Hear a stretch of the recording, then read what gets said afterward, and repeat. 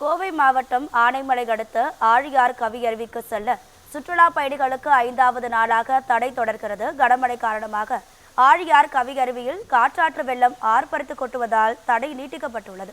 இது தொடர்பான கூடுதல் தகவல்களை நமது செய்தியாளர் அருண் வழங்கிட கேட்கலாம். அருண், வணக்கம். உங்க விரிவான தகவல்கள். ராதிகா, கோவை மாவட்டம் ஆனைமலை அடுத்து இருக்கக்கூடிய ஆழியார் கவியருவியில் தொடர் கனமழை காரணமாக 5 நாட்களாக காற்றாற்று வெள்ளம் ஆர்ப்பரித்து கொட்டுவதால் சுற்றுலா பயணிகளுக்கு அங்கு செல்ல தடையானது விதிக்கப்பட்டிருக்கிறது.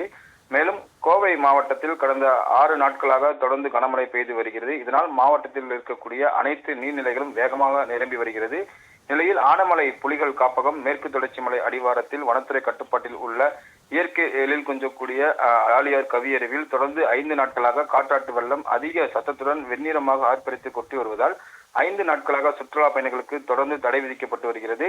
இதனால் கவியருவியில் அதிக தண்ணீர் வருவதை அறிந்த சுற்றுலா பயணிகள் அருவியை நோக்கி அதிக அளவு வருகை புரிந்து வருகிறார்கள்.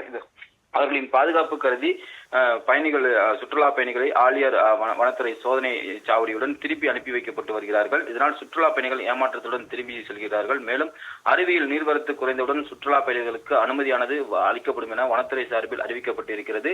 தமிழகத்தில் தென்மேற்கு பருவமழை தொடர்ச்சியாக பெய்து வருவதால் பல இடங்களில் இடியக்கூடிய கனமழையும் சில இடங்களில் ரெட் அலர்ட்டும் ஆரஞ்சு அலர்ட்டும் விடுக்கப்பட்டிருக்கிறது. அந்த வகையில் இந்த மேற்கு தொடர்ச்சி மலை அடிவார பகுதியில் இருக்கக்கூடிய இந்த கவியருவியில் தொடர்ச்சியாக கனமழை பெய்து வருவதால் காற்றாற்று வெள்ளம் வருகை தந்து வண்ணமே இருக்கிறது. இதனால் பொதுமக்கள் மற்றும் சுற்றுலா பயணிகள் அங்கு செல்ல தடையானது விதிக்கப்பட்டிருக்கிறது. ராதிகா,